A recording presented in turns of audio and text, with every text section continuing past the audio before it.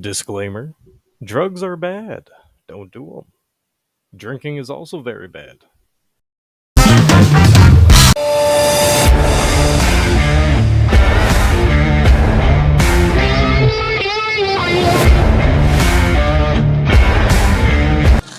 I'm a unicorn, bitch. Hello, and welcome to the Tales of ParkLawn podcast. I am here with Owen Smith. We call him Smithy.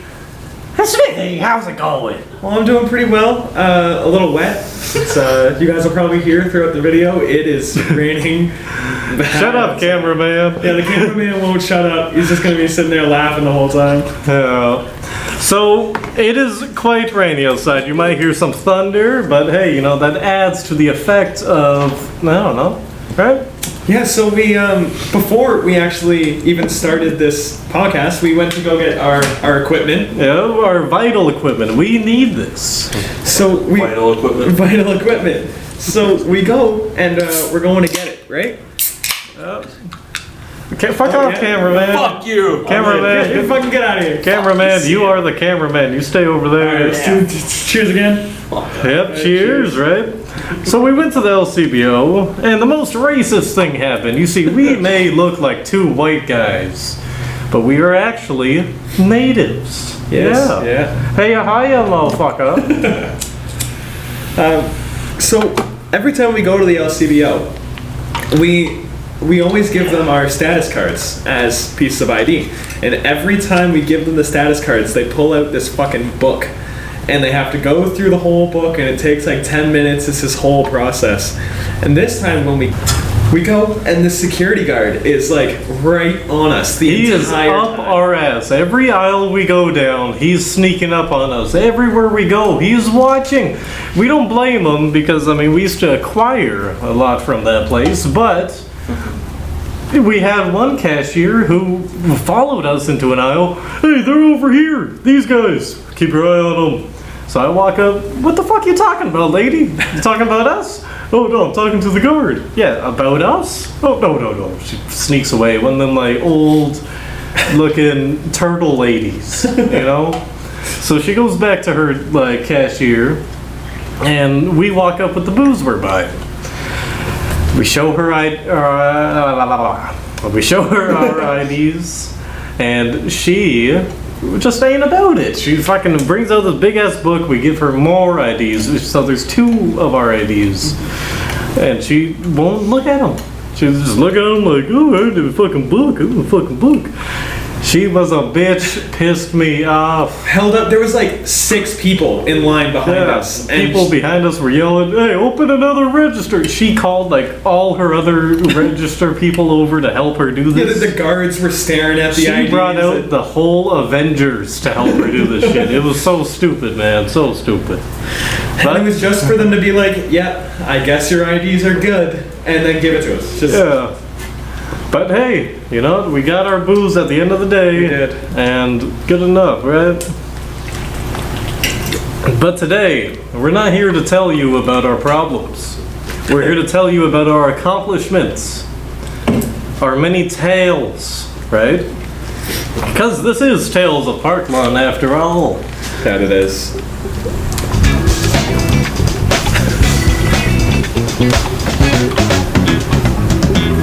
So, today we got some stories for you guys. Mr. Smithy and I have been on many adventures. I've known this guy since I was like 2. Yeah, it's been a long time. So we've had some great tales, we've had some tribulations, and here today we are going to share with you some of our grand tales. How should we start them off on? I'm thinking we start with the flaming box. Yes. So we're at our place. It's one of our many hangout spots called Mexican Hat. It's a place in the forest, a little flying saucer, looks like a sombrero. Yeah. And so we go there. We always have our fires there. We have our beers. You know, we have a good time. And so we're drinking, right? It's like a casual day for us. You know, we're just drinking, having a good time, blasting our music.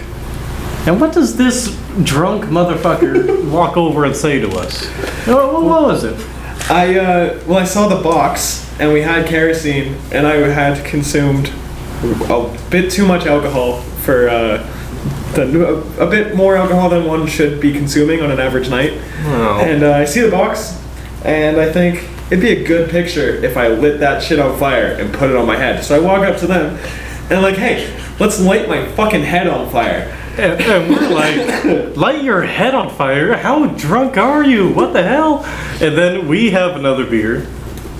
Dude, let's light his fucking head on fire, man. This is a great idea.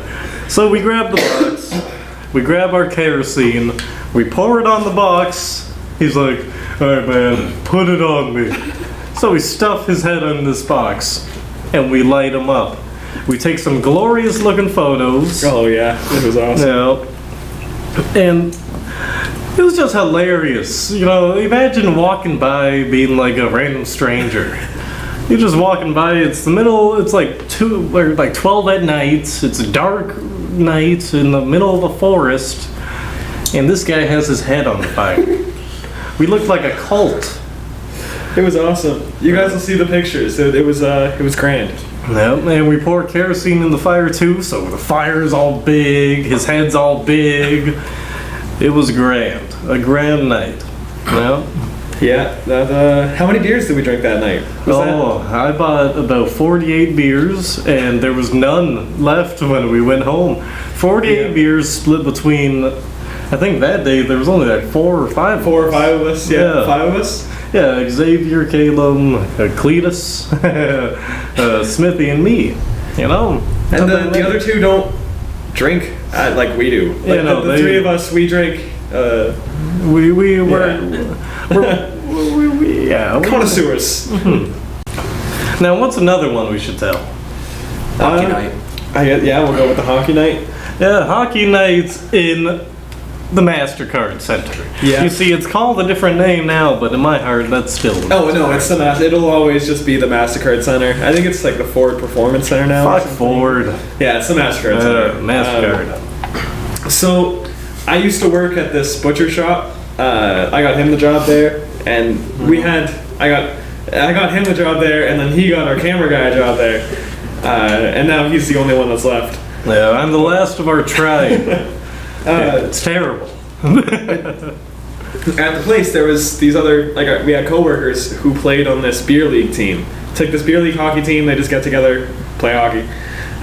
So we would go to their games and acquire some alcohol and dump it into water bottles and just take shots of vodka throughout this game. And we pull up to that game, not like how we look now. No, we show up as the men in color. You see, in my alternate time, in my free time, I am Mr. Pink, a grand old agent of something, of alcoholism. Detective Flamingo.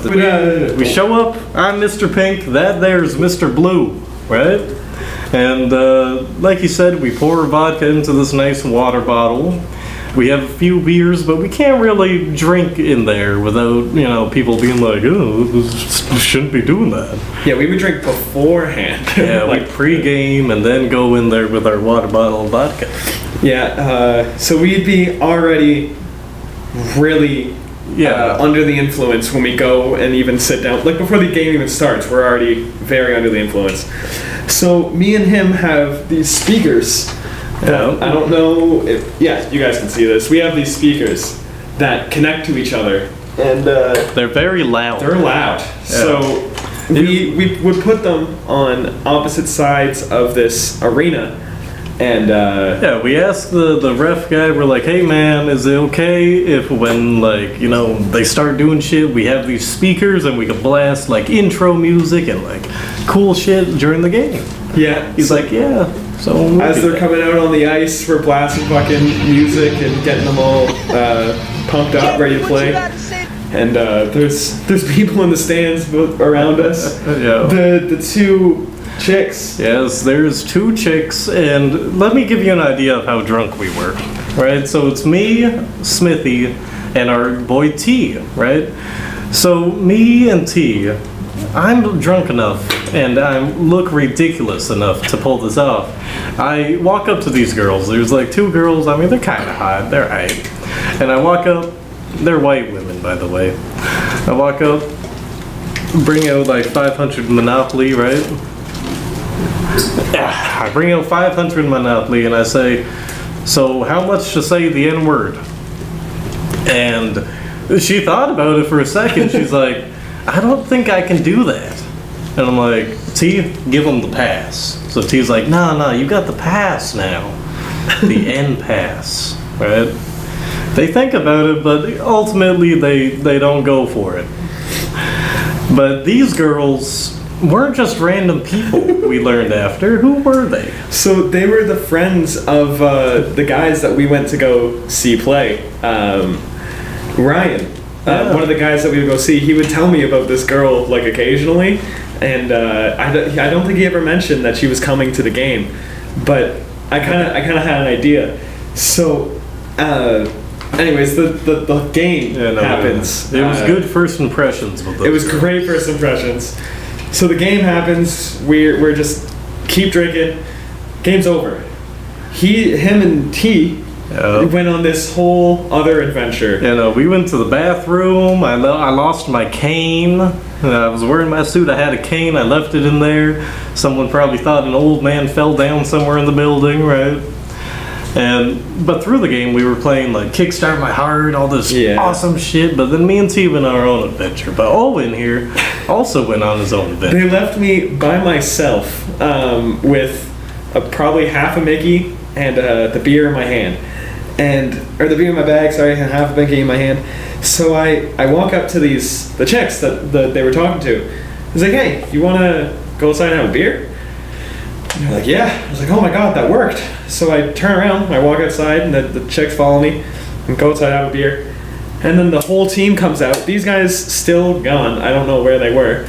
But I had this Mickey. And I figured everybody's done playing now. They're going home. People are going to want shots. So I grab the Mickey, I'm walking around. I'm like, hey, you want a shot? You want a shot? You want a shot? I asked the entire team if they wanted a shot. And for every person that said no, which they all did, I took a shot.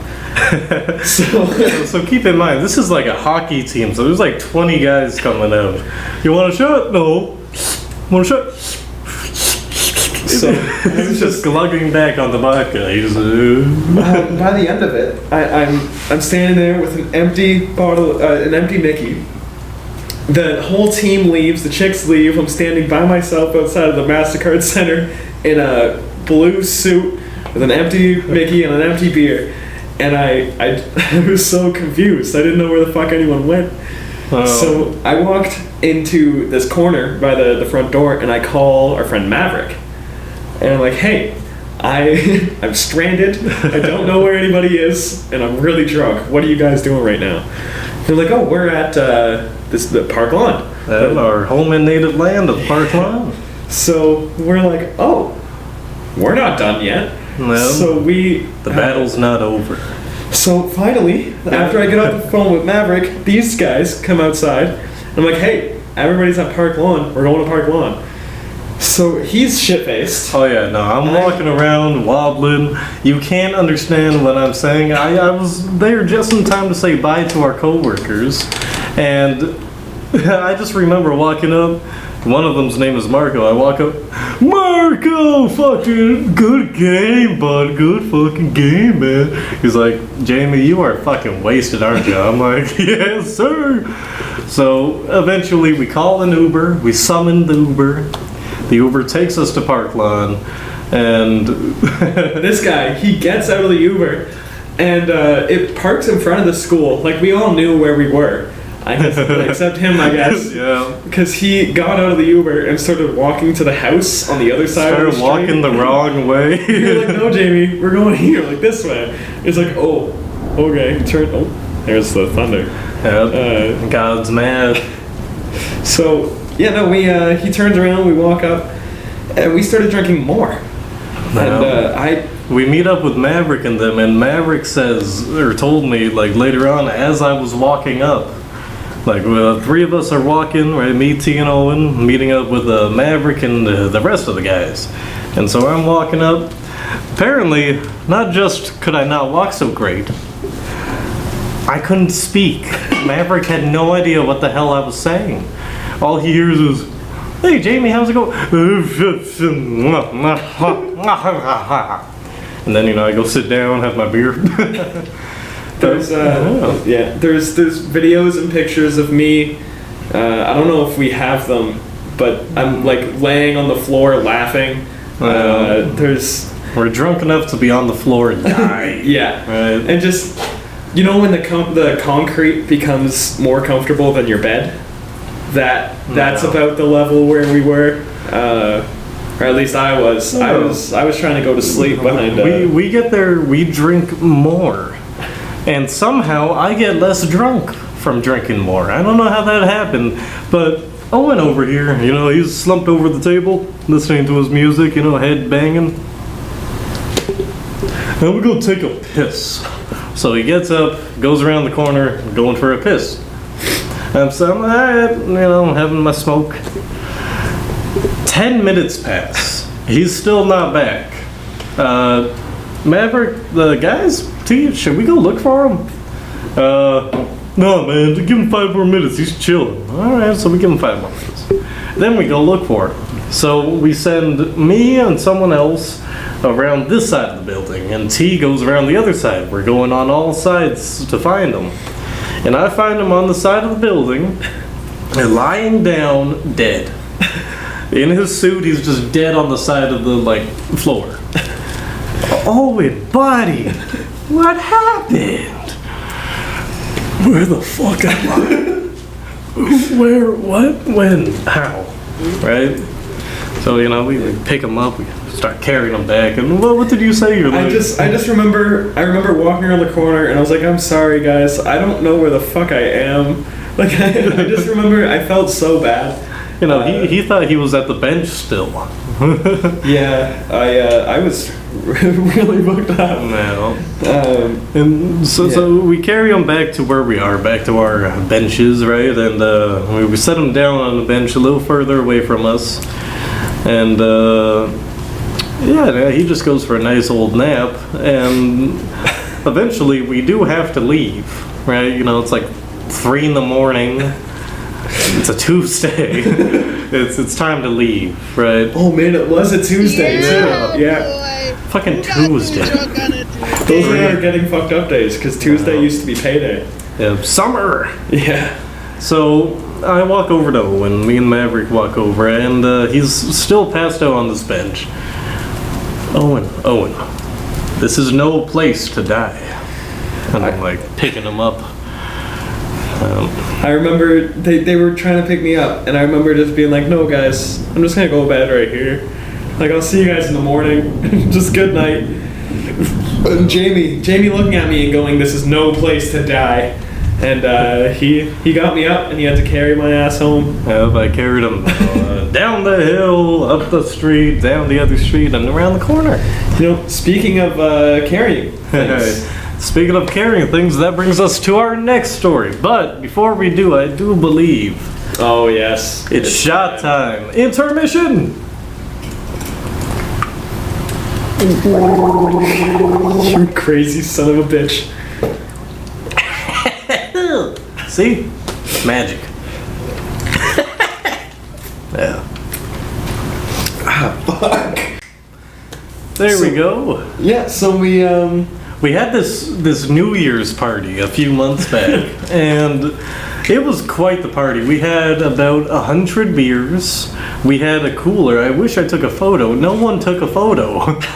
I have a cooler. It's a big fucking cooler, right? You could, if I were to crouch down, I could probably fit in there. There we go. So this cooler is filled to the top with beer. We can't fit any more in there. We had to tie a rope around it so that way it stays closed. Plus the 4 other cases of beer that we had to carry on top of that. Yeah. We had lights everywhere. It looked beautiful, right? And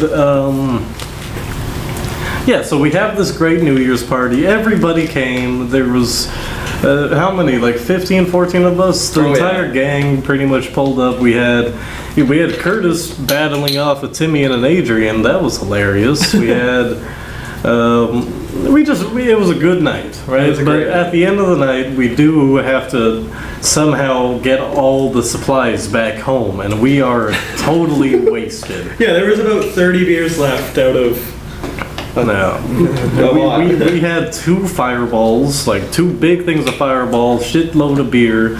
So we were completely dead. And the cooler still has beer in it. There's still like 30 beers in that bitch. So, Senor Owen over here, it's also the first snowfall of the year. It's snowing, it's gorgeous. Like, we drew penises in the snow. And Senor Owen is in charge of carrying the cooler. I got my duffel bags full of shit, but Owen has to carry the cooler. And how does he do that? We have like a bungee cord, right? So what do you do with the bungee cord? So I took the hook and I hooked it onto the handle of the cooler, and I hooked the other end onto the hook on my bag, and I just started walking and dragging the cooler through the fucking. He was like our mule, our beer mule, man. It was, and keep in mind the first snowfall, so it's all snow, fresh snow. No one stepped in it yet, and all you see along the trail is just this, like some footsteps and this big line that the cooler left. He dragged it all the way from Mexican Head to my house. It's like a 15-minute-ish Yeah. walk up. It's up hills, and it was. It's up hills, it's down streets, and all you see, it's also like 2 in the morning. Yeah. So imagine being like someone living in the house on the street, right? And looking out your window. It's snowing, you got 3 guys walking through the street. One of them is carrying a fucking cooler, dragging a fucking cooler down the road. One's got duffel bags. We're blasting music. It was. Quite the sight to behold, right? Yeah. And I was so goddamn sore the next day because earlier in the night I was picking up these massive logs to like try and burn. I was picking up massive logs so we can sit on them. He was our heavy lifting man. Yeah, I don't really know what got into me that night. We got him drunk, and we gave him. we told him we got him drunk, and we gave him a mission. Yeah, So- that's I guess you can get me to do just about anything if you get me drunk, and especially if it's heavy lifting. I don't know what it is about drinking. It gives him the strength. It's just superpowers, power. man. I couldn't do half the shit I do drunk sober. No. That was insane. So yeah, that was quite the New Year's party. But speaking of carrying stuff, that's not the only time this maniac has done it. We were at the Taste of the Kingsway. It's like this, it's this little fair, parade, whatever the hell it is. It's like a festival, right? And we are wasted all through it. And on the way home, right? We also wore our suits to this festival. Oh yeah, we had to, yeah. So we look awesome. And on the way home, we're walking back. There's like 9 of us. And Owen sees this bookshelf on the side of the road. And something just possesses him.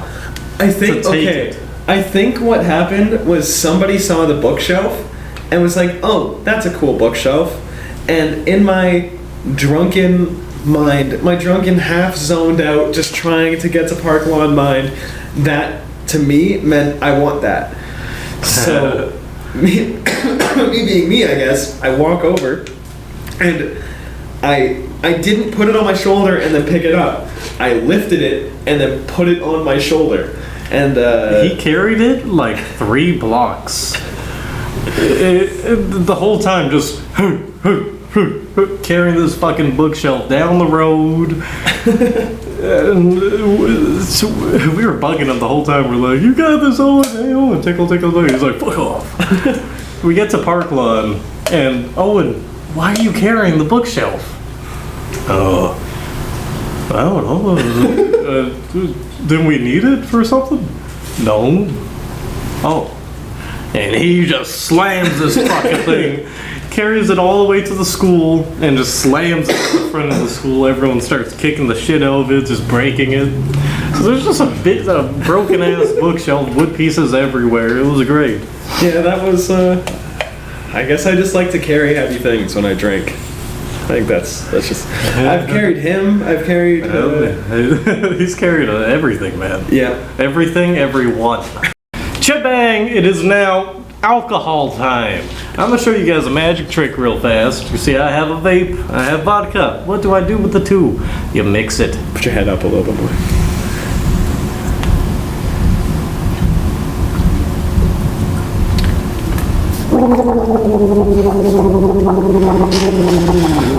This guy's a crazy fuck. He's insane. I don't even... Oh, man. You see, that is the best thing to do. Fuck, that's a good chase. Pineapple juice. Yeah, no, that's not bad. If you don't mind, I'm taking this home. But this spot is great. It's like our own little, it's our private beach. Yeah. We have the river as our lake, you know, as our waters, and we camp down there. There's a fallen over tree, but this tree is in the perfect spot to be like right on top of us. So if we wanted to tie tarps, we definitely could. Yeah, no, we 100%. It's just a perfect spot. We have a fireplace, perfect spot for a tent. Yeah. We've camped there. I've only camped there once. These guys have done a lot more. We have camped there so many times. It is the most beautiful place. His first sleepover at Trench. My first sleepover at Trench was Molly night. Yeah, that was the second time, I think. I think that was the second time I ever did it. So I was still like very new to it. Everybody else wasn't, but I was really new to it. And that was a great night. I ended up staying the whole night. Not too much happened like throughout the night that I was aware of. There was like a little bit of drama at the beginning of the night because two of our boys had some problems with each other. But by the end of the night, you know, Molly and alcohol in the system. Yeah, fix anything. Yeah, no, they're hugging it out, saying they love each other, right? That's pretty much how guys work, you know. You can have the biggest beef, but if you get enough in you, you know, fuck the beef, man. You're my boy, right? Yeah. And that night was great. We're up basically the whole night. We had to drag a few of our friends to the tent because they passed out in the middle of the forest. We had to like drag them into the tent, put them to bed, and so we're on Molly this entire night. We're fucked up, right? Yeah. And we all had so many deep conversations. That was a good night for like real conversations. Like real talk. It's the best. Like, it's not just are you on the drugs that are gonna make you talk like this, speak from your heart, but you're in the middle of the fucking forest. The environment, man. I was sitting everything to it. I was sitting on the shoreline of the Humber River, and just hanging out and just like having like great conversations with everybody because we were all on drugs and we're all just like no more filter. There's no more like hiding shit. You can just kind of speak from the heart, and the environment does really help. There's also like these buildings that you can see and you can look down the river and the lights reflecting off the river are fucking gorgeous. Across from where we are down here.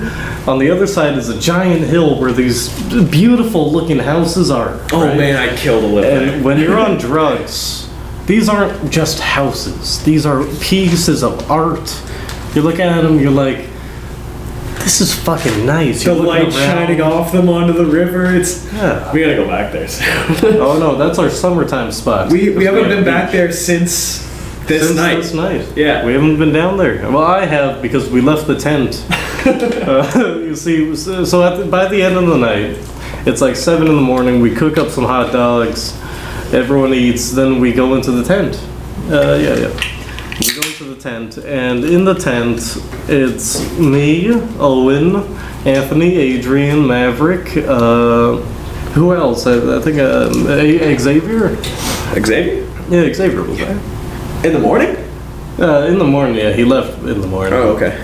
But yeah, so we're all there, and it's like 7 in the morning. The sun's coming up. It's summer. We've spent the all night on drugs. We're tired. Everyone's like, the group consensus is nap time. But Bradley, this little shit, shows up before He's this. just saying, oh, what happened before? So it was Mateo and Anthony. Oh yeah, Mateo was there. We're passed out. So so in the tent, Anthony and Mateo are passed out in this corner. And I'm still awake. There's pictures of this guy after hitting my dab pen. Oh my god. He looked so... He had a dab pen, and this is a night after doing Molly. So you can smoke all the weed you want and not be like too fucked up by it. You will look fucked up, but yeah, neither of us had slept yet. like on Molly, you could smoke all the weed you want and be okay. So it's in the morning, I'm hitting this dab pen. I look fucked up. I have the reddest eyes, and Mateo and Anthony are passed out. So what do guys do when their friends are asleep? We didn't have a marker, so we couldn't do our art. So what do? You teabag your boys. There's photos of me, Adrian, Maverick all teabagging Mateo, Maverick punching Anthony in the nuts to wake him up. Just beautiful morning. I remember, so Bradley shows up. Yeah. Fucking savior for these guys. He I had already was- planned to leave, but these guys... Bradley was the saint. He came in, fucking side bag full of food, candies, treats, chips, or whatever the fuck he had. He had it all. And this is a night after all this shit, right? So, fucking food? Fuck yeah, Bradley. He was our savior. He feeds us, and we all fall asleep. And Bradley's just there. He took photos. And he has photos of me passed out, Maverick passed out. He was just fucking with everybody. So by this point, pretty much as soon as Bradley showed up, it was probably like 9, maybe almost 10. It was like everyone stayed like an hour. Like people fell asleep, and then like an hour later, like I think you skedaddled. And I left pretty much as soon as Bradley got there. No. You stayed for a bit because I was in your dap pen while he was there. Oh shit. We all sat in a circle and told stories, and I don't know. We were telling how our night was to the guys who were dead. Yeah. But yeah, no, that was such a good night. Oh yeah, can I hit your vape? The vape? You can deal with that. All right, 3. Oh man, it's on. There's a down tree that it's fucking geese? Yeah. What the hell? If you didn't know we were Canadian. The fucking geese. Or fucking it's behind. Oh yeah, behind the camera is a huge Canadian flag. Yeah. Alright, so thank you for watching the Tales of ParkLawn podcast. This has been Smithy. Thank you guys. It's been a fucking honor being here. You guys got some great stories. I hope you enjoy. Yeah, no, this is, we got another episode coming out next week. Next week we have the Caveman. And, I hope you enjoyed. And, we'll see you fucking next time.